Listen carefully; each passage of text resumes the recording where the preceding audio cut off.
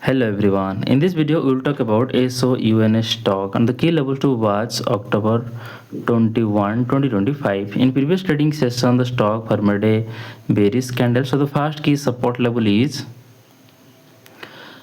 18 point. The first key support level is $17.30. If the price goes below $17.30, it could test $15.31. The key resistance level is $22.19. If the price breaks above $22.19, it could test $24.96. That's my view on SOUN stock today. If you found this helpful, please subscribe for more update. This video is for education only, not financial advice.